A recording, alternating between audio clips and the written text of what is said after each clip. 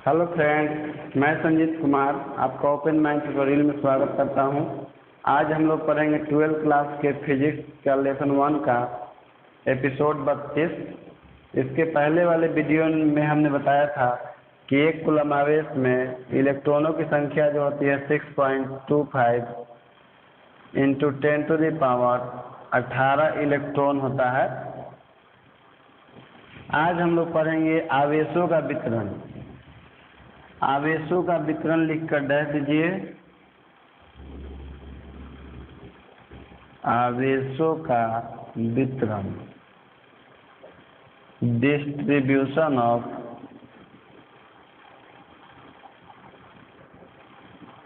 Charge.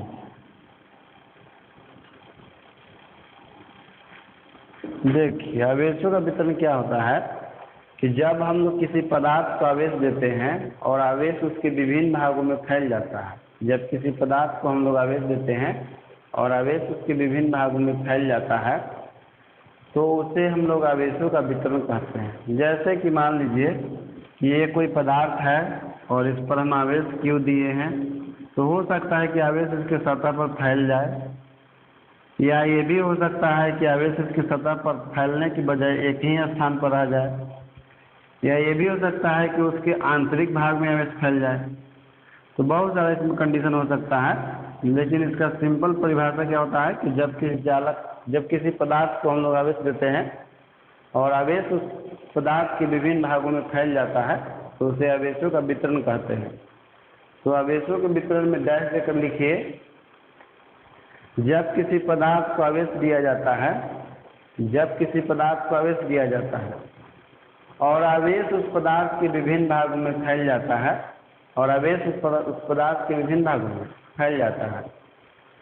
तो उसे आवेशों का वितरण कहते हैं। इसके बाद लिखिए आप अगला टॉपिक, आवेशों के वितरण का प्रकार। आवेशों के वितरण का प्रकार देखिए, आवेशों का वितरण मुख्यतः 2 प्रकार का होता है। पहला होता है आवेशों का असंतत वितरण।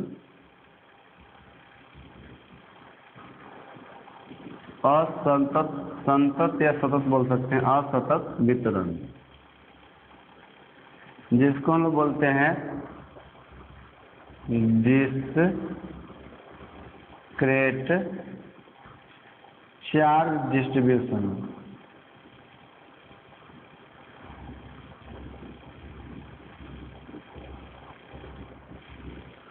और दूसरा होता है आवेशों का सतत वितरण।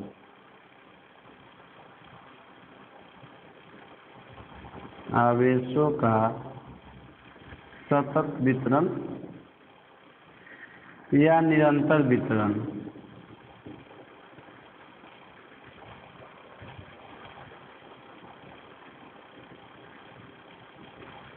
कंटिन्यूअस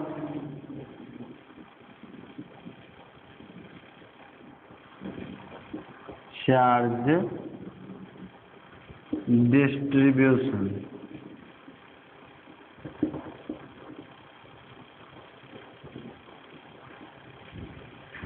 देखिए, आवेशों का वितरण मुख्यतः 2 प्रकार का होता है। पहला आवेशों का असतत वितरण और दूसरा आवेशों का सतत वितरण, जिसमें पहला नंबर आप लिख के डैश दे दीजिए।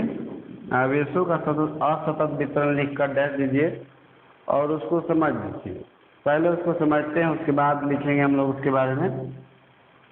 जैसे मान लीजिए कि यह कोई पदार्थ है और पदार्थ पर हम लोग आवेश देते हैं और आवेश, यह जो दिया गया आवेश है इसके विभिन्न भागों में फैल जाता हो या किसी एक ही स्थान पर रह जाता हो, या आवेश इस प्रकार से फैल जाए कि दो आवेशों के बीच की दूरी परिमित हो। परिमित मतलब कि दूरी फिक्स हो।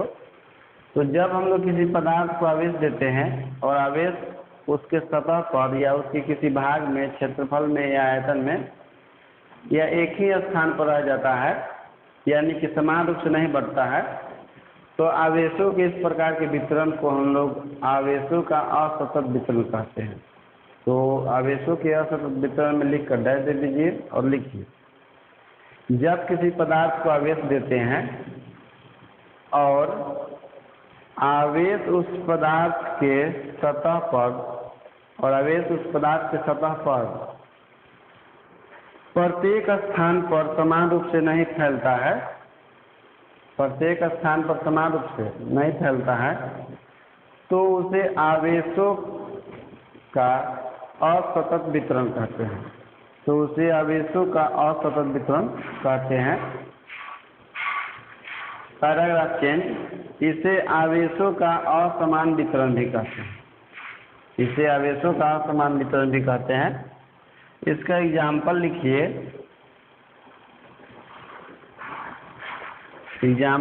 लिखिए। आवेशों का असतत वितरण केवल कुचालक पदार्थों पर ही होता है। आवेशों का असतत वितरण केवल कुचालक पदार्थों पर ही होता है।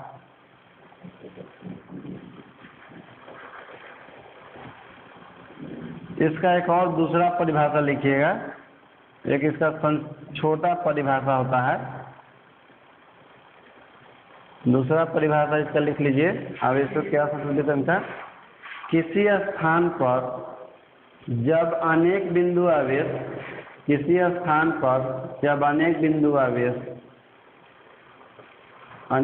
आवेश विभिन्न बिंदुओं पर स्थित होते हैं, तब आवेशों के ऐसे वितरण को असतत वितरण कहते हैं।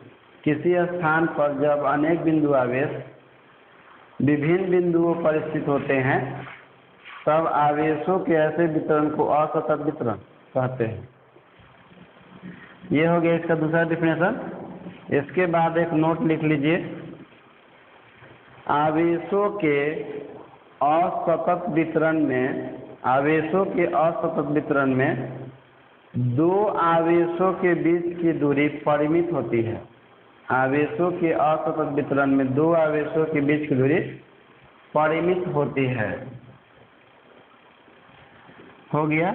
इसके बाद लिखिए टॉपिक नंबर 2, आवेशों का सतत वितरण या निरंतर वितरण। तो देखिए, आवेशों का सतत वितरण या निरंतर वितरण क्या होता है कि जब किसी पदार्थ को हम लोग आवेश देते हैं और वह आवेश उस पदार्थ के विभिन्न भागों में समान रूप से वितरित हो जाता है। वितरित मतलब कि फैल जाता है या बढ़ जाता है। तो आवेशों के ऐसे वितरण को हम लोग आवेशों का सतत वितरण या निरंतर वितरण कहते हैं। जैसे समझ लीजिए कि यह कोई पदार्थ है और इस पर हम लोग आवेश दिए Q, और यह आवेश Q इसके विभिन्न भागों में समान रूप से वितरित हो जाता है, चाहे इसके क्षेत्रफल में बटे या इसकी लंबाई के अनुदिश बटे या आयतन में बटे।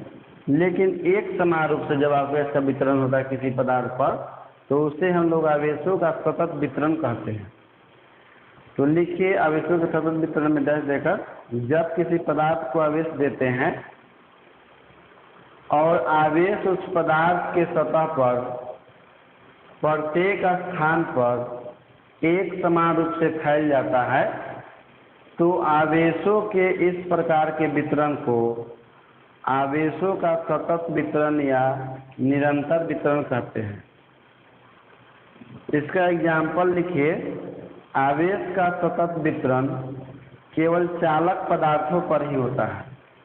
आवेश का सतत वितरण केवल चालक पदार्थों पर ही होता है। इसका एक और परिभाषा होता है दूसरे शब्दों में।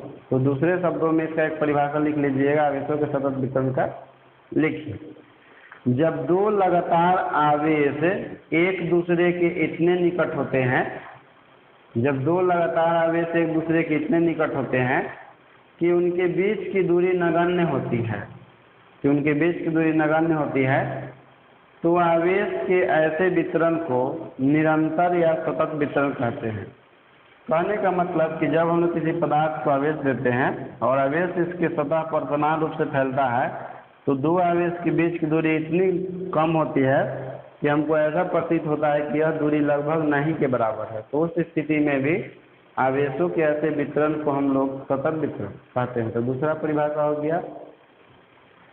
इसके बाद टॉपिक लिखिए, आवेशों के सतत वितरण या निरंतर वितरण के प्रकार। आवेशों के सतत वितरण या निरंतर वितरण के प्रकार और उसमें डैश दीजिए, डैश देकर लिखिए आवेशों का सतत या निरंतर वितरण 3 प्रकार का होता है। आवेशों का सतत या निरंतर वितरण 3 प्रकार का होता है। पहला नंबर लिखिए आवेश का रैखिक घनत्व,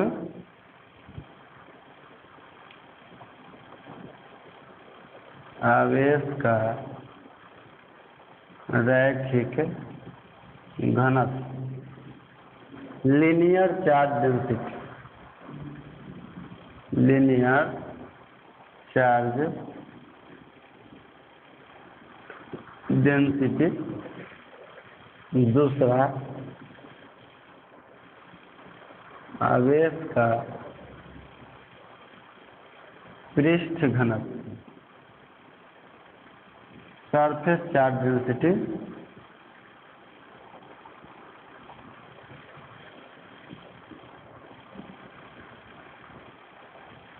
और तीसरा आवेश का आयतन घनत्व।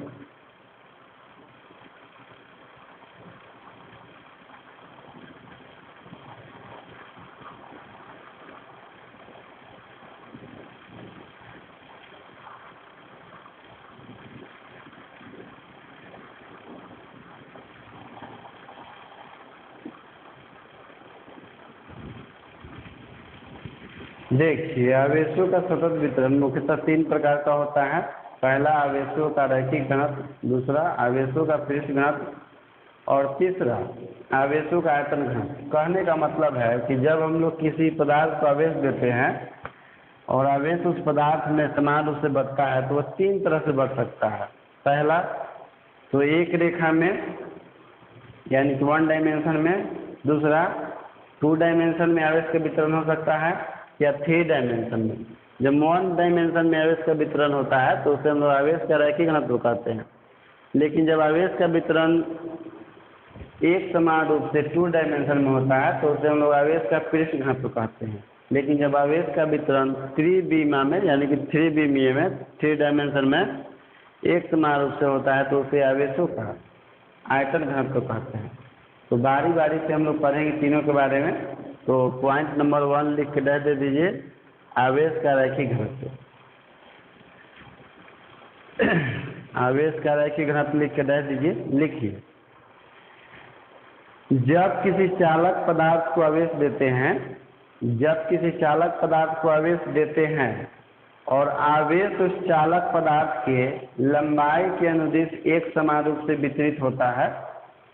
जब किसी चालक पदार्थ को आवेश देते हैं और आवेश उस चालक पदार्थ के लंबाई के अनुदिश एक समान रूप से वितरित होता है तो चालक के प्रति एकांक लंबाई में आवेश के घनत्व को आवेश का रैखिक घनत्व कहते हैं।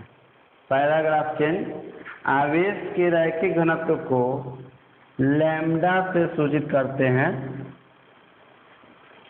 आवेश के रैखिक घनत्व को लैम्ब्डा से सूचित करते हैं। यह एक अदिश राशि है जिसका एसआई मात्रक कूलम्ब प्रति मीटर, जिसका एसआई मात्रक कूलम्ब प्रति मीटर तथा बीमा AT L इनवर्स या IT L इनवर्स होता है। इसके बाद इसका डायग्राम बनाइए। इसका डायग्राम क्या होता है? जैसे देखिए मान लीजिए कि यह कोई चालक तार है जिस चालक तार का संपूर्ण लंबाई L है और इस पर हम लोग Q आवेश देते हैं और यह आवेश Q जो है इसके लंबाई के अनुदिश एक समान रूप से फैल जाता है।